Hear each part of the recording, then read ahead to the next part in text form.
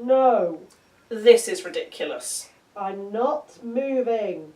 Ugh, come on, Eleanor. Look, I know you're sad about the result of the EU referendum, but you can't just spend the rest of your life hiding under your duvet and bitching about it on Facebook. Ugh, yes, I can! I'm gonna sit here and eat German strudel and Danish pastries and write Tumblr posts complaining about the Leave campaign. Fine. Enjoy your little pity party of one. Is it okay to stay in a liberal bubble? Let's have a look while I try not to eat the pain away.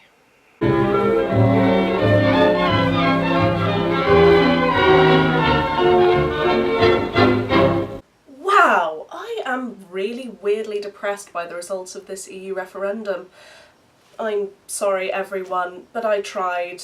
I put on the outfit and did my makeup, but I couldn't get a decent shot for about 2 hours. Something was feeling really off. I just couldn't be engaged or even vaguely interested in the subject. So, trying something different.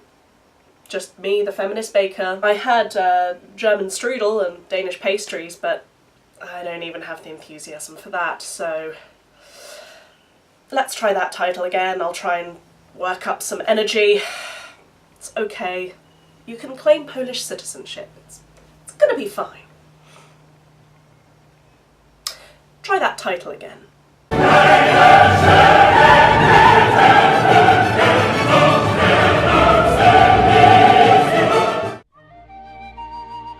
Welcome to the Bubble, a place where people who hold the same opinions about politics and religion or other ethical issues can live together in peace. Everyone reads the same newspaper, likes the same talk show hosts, and nobody ever argues because they always agree. Everyone who's one of them is right, and anyone who's not is an amoral idiot dragged forth from the very bowels of hell to corrupt our children and destroy our way of life. I said liberal bubble earlier because, surprise, surprise, that's the bubble that I personally live in. But the analysis applies to any other political, religious, or any other important opinion bubble that you might have. What I mean by living in a bubble is surrounding yourself with friends who share the same views as you, watching media and news outlets that confirm those views, and hanging out in the parts of the internet where those views are even further reinforced. So the Reddit pages that you regularly read, the blogs that you subscribe to and follow, the online community that you choose to be a part of. There are also literal filter bubbles. Search engines use algorithms to hone in on the sorts of results that you're looking for, so if I were to look up a piece of news, then the BBC and The Guardian would come up earlier in my search results than the Daily Mail or Fox News. Facebook is very effective at this too. If you have certain friends who post a lot, and if you look at their profile pictures, like and share and comment on their posts, then those people will appear in your newsfeed more often. After a while, you can end up with a fairly narrow pool of people that you regularly get content from, and they'll probably all be people who share your important opinions in life. It's a comforting model to live by. If you grew up in an environment where your views weren't respected or your identity was even attacked, then finding a political safe haven can be a wonderful thing. I know, going to a twee conservative school where casual racism was pretty common, I found it a revelation to go to university and find people who made fun of the racists with me. If you have particularly suffered ostracisation, then finding a welcoming and supportive community is incredibly important. And arguing with people who have no intention of budging and seem to stubbornly refuse any rational opposition to their cause is exhausting. It drains you mentally and emotionally, and often just leaves you really pissed off for hours afterwards. So it's understandable that we want to stick to our own kind and reduce that level of drama, but there are potential problems. Here's a shocking idea that you need to prepare yourself for. Seriously, hold on to your socks for this one. You may not be right about everything. I know. Deep breaths. Some things are, or at least should be, incontestable. Misogyny, homophobia, racism, transphobia are all wrong. If you agree that all humans should be treated with respect as humans, then that's something that you've got a gold star sticker for. Well done. Other things are not so certain. Feminist that I might be, I cannot definitively decide what restrictions there should be on abortion.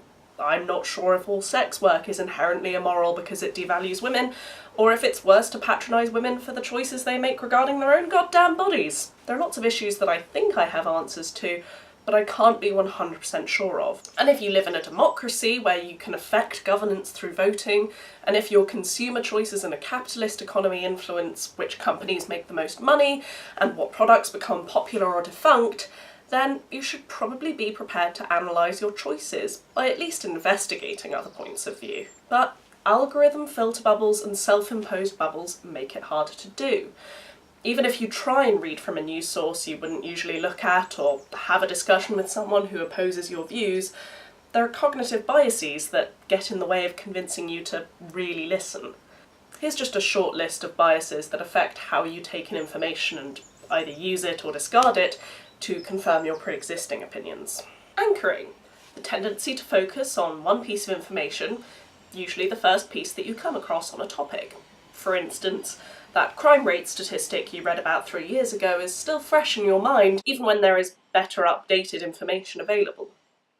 The bandwagon effect. You are more likely to believe something if believed by the majority. Confirmation bias. The tendency to better remember information that confirms what you already believe. Backfire effect. Discovering evidence that goes against your belief, simply strengthening your resolve to find evidence that does support your view. Framing effect. Drawing different conclusions on the same information depending on how it's presented to you. Does this chocolate contain 15% fat, or is it 85% fat-free? And worst of all is the third person effect. Believing that you are somehow specially less susceptible to mass media messaging than other people, so that you basically think you are more rational than the average person. Oh my god, how is anyone ever supposed to change anyone's mind on anything? Well, I'm not a psychologist, but it seems that there are at least some contradictory biases out there, like the optimism bias and the negativity bias, so maybe they cancel each other out? I don't know. We have to be able to rationally persuade people to change their minds on things at least some of the time, right? Otherwise, why even bother? If I'm not going to change your mind, and not change my mind on anything either, then maybe we should just stay inside our own bubbles. I asked one politically engaged friend about this, and they thought that feminists are better off having internal discussions about how to improve feminism and then present a more unified and polished product to the public. But I don't think that works. While bubbles have a consensus of sorts, becoming too introspective in my experience leads to infighting and fracturing those bubbles into smaller and smaller groups, where people start viciously attacking each other for not being pure in their ideology. And surely making more people feminists, if you are a feminist like me, is more important than fine-tuning the feminist message, isn't it? I'd rather have more women be part of the club and get the benefits of support in the short term. In the long term, yes, we can make it better, but right now, I think the more the merrier. Which means we have to go out and engage with people. Look, I don't like that my answer to so many questions in these videos is, I don't know, but I am a classic armchair liberal. I have a cushion for sitting on the fence with.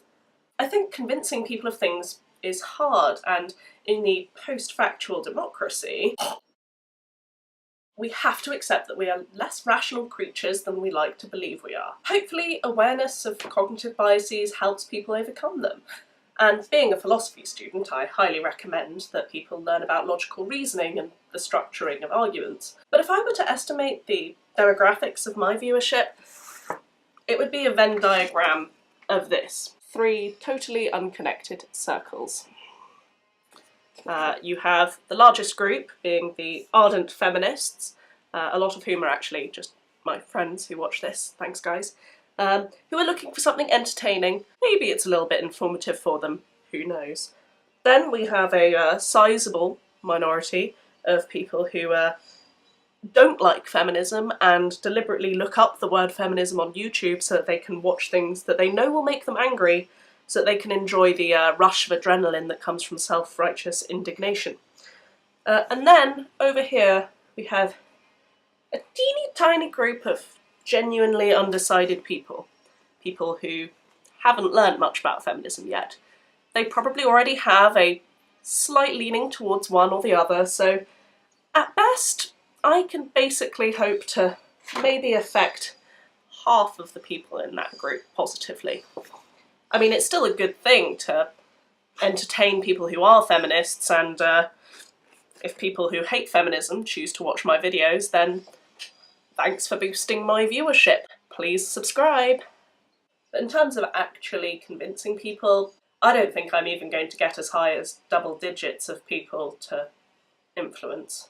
It seems like a pretty slim reward for stepping out of your comfort zone and arguing with people who disagree with you.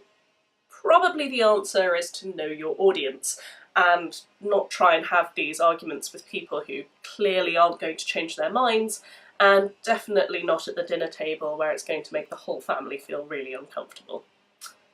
Staying in your bubble is okay, whatever that bubble might be. God knows I do most of the time, but I would encourage you to occasionally dip your toe in another ocean and see what you might find there. That's all from me. Keep the flames in the oven and out of the comments section. Till next time, toodaloo.